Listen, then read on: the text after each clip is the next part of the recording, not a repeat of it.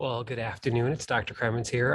As you can tell, I'm outside today. I thought I would take advantage of, the nice weather since um, at some point in the fall semester, it gets harder and harder to film anything from outside. So I thought today would be a good day to do it. Although it is a little humid here in the city, it's a little warm. I should also warn you that if you hear a train coming by, we live, just across a parking lot here from one of the Red Line trains in Chicago. So if it gets a little loud, I'll have to pause for a second.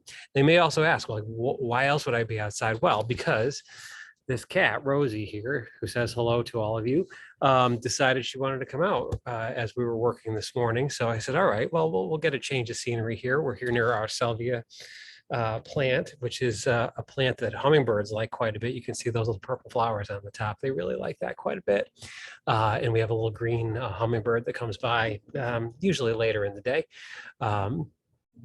I don't know if we'll get lucky enough to see him when we're out here filming, but I want to talk a little bit about the Mike Rose essay that you're reading for this week. It's part of the quiz is based on this essay. The first paper you're going to be doing for class is also going to be based on this article. So we're going to spend a couple of weeks on it. Next week, we're going to get into the Toni Morrison essay, which fits nicely with this, especially as you're working on paper number one. But I want to talk a little bit about it, particularly its structure and also what you can learn from it, because in some ways it's a pretty traditional essay, probably like other pieces that you've read before, but it does some really interesting things that are not entirely common that I want you to be aware of. So I'm going to do my screen share here and show you a couple passages that I want you to take a look at as you're reading and as you're thinking about the first paper, which is a couple weeks off, but I want you to start thinking about it. I also wanted to mention that Mike Rose himself just passed away. I think about a week ago. I'm going to have to check the date on that, but he did pass away this August. He was in his late 70s. And so, I've taught this essay for a long time, and it also occurs to me that it serves a different purpose now because he's carrying on these memories of his mother, of his uncle, of his family, of his own experiences. And now that he himself is gone, this is sort of a tribute, I think, not only to the work that he did as an educator in his life, but also to the work that his mother did. So it's just interesting to kind of look at this essay in that context. Again, if you look at Mike Rose, you'll see that he passed away fairly recently. I just found out about it actually in the news a couple of days ago. So it sort of brings a different kind of maybe poignance, I guess, to the piece. It's sort of an emotional quality to it that's already there, but I think it's even more present now under these circumstances. So let me do my screen share. Like I said, I want to show you some passages, particularly at the end of the essay. So one of the first things I want you to be aware of with this is that the bulk of it, as you can already see, is a narrative essay. So he's telling a story. He gains our trust at the very beginning of it through gaining, or gains our trust, I should say, and does so basically by welcoming us into these stories about his family. So the first part of the essay, the first 2/3 of it really, are all focused on his mother's experiences, his experiences when he was an undergraduate, particularly when he started off college, as you all are doing. So he talks a little bit about how challenging that was for him, particularly because he was one of the first in his family to go to college, which some of you might be. You might be first generation in the same way that, as I mentioned on the syllabus, my parents were. Both of them were the first in their families to go to college. So let me talk a little bit about how then he transforms the essay as it goes along. So the first 2/3 of it are narrative. He's telling a story, and that's how it gains your interest. He doesn't actually give us the thesis, the main idea of the article until the end. And so this is a bit of a reverse or an inversion of what you're probably accustomed to. A lot of the other essays that we're going to read as we go through this semester tend to put the thesis at the beginning, which is probably where you were taught to put it. And most commonly in academic writing and in other college papers, that's where you're going to put your thesis, is in the opening paragraph. Your main idea will appear there. But in this case, he reverses it and he puts the stories first, and then he puts the main idea at the end. And so if you take a look at my screen here, I'm at the very end of the article.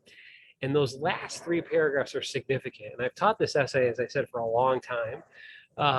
And what I sometimes notice is that students will skip over this part because, again, here comes the train. Hold on a second. It probably won't be as bad since I'm facing the microphone and the train is behind me here on the back porch.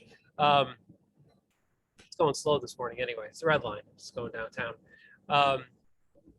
So part of the interesting thing about this essay is where the main idea appears, and it appears at the end.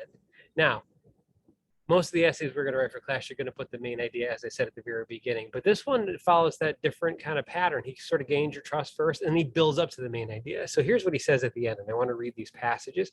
And I'd like you to really think about these, because his style even changes a little bit here. The first part, again, is very, very storytelling oriented, and then things shift over here a little bit. So here's what he says in these last two paragraphs. He says, if we believe everyday work to be mindless, then that will affect the work we create in the future. When we devalue the full range of every cognition, we offer limited educational opportunities and fail to make fresh and meaningful instructional connections or make disparate kinds of skill and knowledge. If we think that whole categories of people identified by class or occupation are not that bright, then we reinforce social separations and cripple our ability to talk across cultural divides. That's where the main idea is coming in. So he's already given you his story of having grown up with members of his family who were not college educated. And he takes pride in that. And he also tries to analyze what kind of cognitive skills they needed within the workplace. And so, for example, he talks about his mom, Rosie, which, by the way, as you know, is the same name as our cat. She's up on the upper part of the deck now. He tries to analyze it. It's what he calls a sort of cognitive biography, where he's describing what kind of skills she needed to be successful at her job as at the diner. And then he talks a little bit about his uncle and what his uncle needed to do in order to be successful at the car company, how he worked himself up through there. So their skill sets were different. They weren't any better or worse than the ones he developed as he went to college and to graduate school and became a teacher. And he's trying to understand how they use those cognitive skills, those thinking skills. That's all he's really talking about, those thinking skills, and how those thinking skills can be applied into any situation. And so he says here that one of the problems we run into, in his opinion, is that if we devalue, as he says, different types of thinking, different types of skill sets, different types of cognitions, then we can maybe inadvertently, sometimes not inadvertently, devalue the people that do those kind of jobs. And he says that's a major problem. And here's why. He answers his own question here at the end in terms of why is this an issue. So last paragraph, he says, if affirmation of diverse intelligence is not a retreat to a soft-hearted definition of the mind. So again, this goes back to ideas that came out in the 1990s, early 2000s about these different types of intelligences, different types of affinities that people have, different skill sets.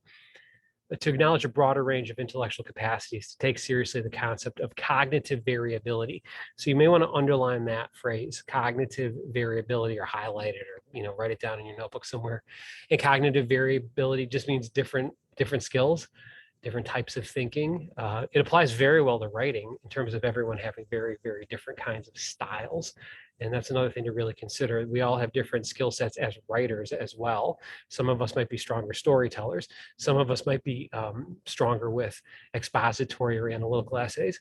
Some of us might be stronger with research papers. So we all have slightly different skill sets as writers as well. And I think that's why this essay really speaks to that, in addition to some of the other points that he makes, including this last one, where he says that in order to appreciate all the Roses and Joes, the thought that drives their accomplishments and defines who they are must also be understood. This is a model of the mind that is worthy of a democratic society. So he's gone from telling us these stories about his mom and his mom's experiences at the diner to ending by giving us these philosophical ideas on democracy, what it is to have a democratic society, and to welcome these divergent viewpoints and these different people from different walks of life who have different skill sets and who have different kinds of training. So there's a lot going on here. And I mention this because I really want you to focus on those last couple of paragraphs. So here comes the train. That one's going faster. That's the red line to get going north. But take your time with it. Again, it's a very accessible essay, as the Toni Morrison will be next week. The Toni Morrison's a very narrative-driven essay. It's even got more narrative than this one. And again, if you know who Toni Morrison is, you know she was a novelist. So she writes from that kind of a perspective. But this one is sort of a combination. It's a story in the first half. It's an analysis in the second half. So really take your time with it. Another suggestion that I have, and we'll do more of this as we go forward, write down any words you're not familiar with. I'll do more of a sort of vocab list, I guess you might say, with the second essay. But if there's terms that you're not familiar with, variability, cognitive variability, just look them up. Again, it just means different ways of thinking. different skill sets that different people have. But he uses that very strongly in this essay. Now, I want to sum some of this up as I mentioned some of these ideas. This will apply to your first paper for the class because you are going to need to write about a job experience that you've had. Now, it could be a volunteer experience. We'll talk about that more next week as we get closer to as we get into working on these papers. But think about that. How can you analyze a job experience or a volunteer experience that you have had in the same way that he analyzes his mother's experience, in the same way that he analyzes his uncle's experience? Those are the things to keep in mind, because that's what that first paper is going to be. It will be more of a narrative, although it can have some analysis, as you can see here, as he does at the end of this particular article. So these are things to think about. Think about what kind of job experience you might want to write about for paper number one. You'll notice the last question on our first quiz already asks you to do that. So it's already asking you to brainstorm for the first paper, and that's something I'm going to encourage you to do with all the papers that we do. The quizzes really will help, set you up and get you ready to write the essays. So what else can I mention? Let me know if you have any questions on it. Read it slowly. If you take a look at the news again in the past week, you will find some more information on Mike Rose. You don't have to look that up, but if you're curious about him because he's been in the news because of his recent passing, you'll learn a little bit more about him and about his career. And again, with this essay, you're getting a little peek into his memories, particularly of his childhood, when his mother was working at the diner and his uncle was working at the automobile factory. Hope you have a great rest of the day. Rosie has departed now. I think she's gone back inside to have her lunch. I'm going to probably get back inside soon too. It's a little warmer out than I anticipated, but it's nice to be out here with the flowers a little bit. So have a great afternoon, and I will talk to you later. Bye.